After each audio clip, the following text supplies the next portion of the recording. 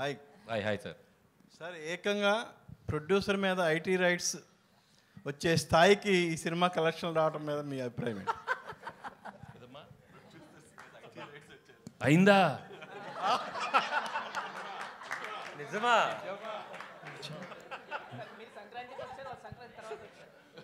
అన్నీ అవుతాయి, వాళ్ళు కూడా అన్నీ అవుతాయి, అన్నీ బాగానే అవుతాయి. అంటే సంక్రాంతికి వస్తున్నామని చెప్పి మేము టైటిల్ పెట్టాం కదా, వాళ్ళు కూడా గట్టిగా ఫిక్స్ అయినట్టుంది. మేము సంక్రాంతికి వస్తున్నాం అని చెప్పి వచ్చేసారు వాళ్ళు కూడా. కాదు అరే అనిల్ గారు, ఇప్పుడు పాపం మీ ప్రొడ్యూసర్ ఏమో బాధలు ఉంటే మీరు సక్సెస్ చేసుకోవడం కరెక్ట్. మా ప్రొడ్యూసర్ బాధలో లేరండి. ఇండస్ట్రీలో చాలా మంది మీద జరుగుతున్నాయి రైట్స్, ఆయన ఒక్కడి మీద జరగట్లేదు. అండ్ ఇట్స్ టూ చాలా ఇది ఒక ప్రాసెస్లో భాగమే. ప్రతిసారి 2 ఏళ్ళకి ఒకసారి 3 ఏళ్ళకి ఒకసారి ఇండస్ట్రీ మీద కానీ బిజినెస్ సర్కిల్స్లో కానీ ఐటీ రైట్స్ జరగడం సర్వసాధారణం. సో అలాంటి ఒక ప్రాసెస్లో జరిగే భాగం. ఇంకా వాళ్ళు మమ్మల్ని మేము వాళ్ళకి కాంటాక్ట్ అవ్వలేకపోతున్నాం.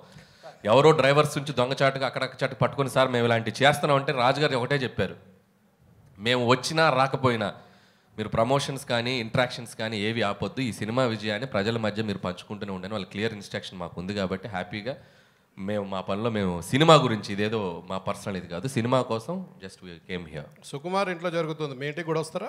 సుకుమార్ ఇంటి పక్కకి నేను ఇంకా షిఫ్ట్ అవ్వాలా, త్వరలో షిఫ్ట్ అవుతున్నాను ఫిబ్రవరికి. కాబట్టి మా ఇంటి పక్కకి లేను కాబట్టి ఇంకా రాలేదు. ఇప్పుడు మీరు అడిగారు కాబట్టి ఖచ్చితంగా వాళ్ళు వచ్చే అవకాశం ఉంది.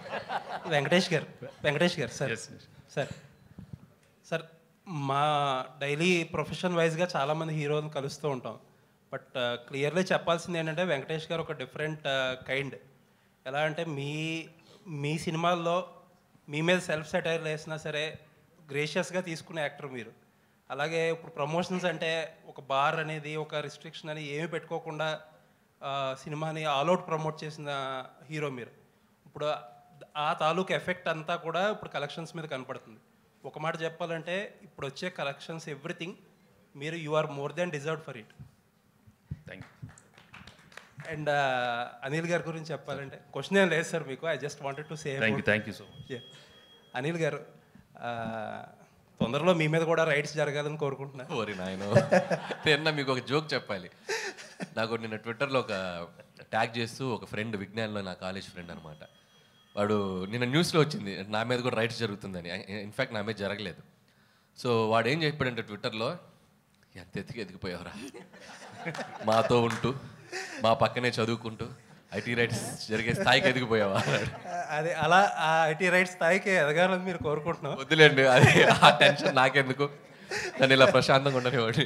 వెంకటేష్ గారు అండ్ ఇంకొక విషయం చెప్పాలి మీతో. మనం ఇంటర్వ్యూ చేసినప్పుడు లాస్ట్ టైం నేను ఒక మాట అన్నా, ఒక డిఫరెంట్ టైప్ ఆఫ్ మీకు ఒక సెపరేట్ సెక్షన్ ఆఫ్ ఆడియన్స్ ఉన్నారు, ఆ సెక్షన్లో మీకు కాంపిటీషనే లేదని చెప్పి ఒక మాట అంటే దానికి చాలామంది చాలా అర్థాలు తీశారు. But I mean it. ఆ సెక్షన్లో మీకు ఆడియన్స్ ఉండబట్టే ఆ సెక్షన్ ఆడియన్స్ మీ సినిమాలకే కదిలి సినిమాకి వచ్చి ఇంత పెద్ద హిట్ చేశారు. కరెక్ట్, మీరు మీ స్టేట్మెంట్ మీరు ప్రూవ్ చేసేసారు. చాలామంది చాలా రాంగ్గా చేశారు. This is what I meant. Correct అండి. అంటే మీరు ఈ సినిమాకి ఒక ఎంటర్టైన్మెంట్ బ్యాక్డ్రాప్లో చేసిన సినిమా, కామెడీ ప్రధానంగా సాగిన సినిమా. సో దీనికి మీ ఇందాక మూర్తి గారు అన్నట్టు ఒక టాప్ 3 టాప్ 4 రెవెన్యూస్ వస్తున్నాయి అంటే ఎస్, ఈ జోనర్కి ఒక వినోద ప్రధానమైన సినిమాలకి audience are always ready to come and watch. ఇది ఇప్పుడే కాదు, నేను చాలా ఇంట్రెస్ట్లో కూడా చెప్పాను. కృష్ణారెడ్డి గారు తీసిన ఎమ్మెల్యేలో ఇండస్ట్రీ హిట్ అయింది.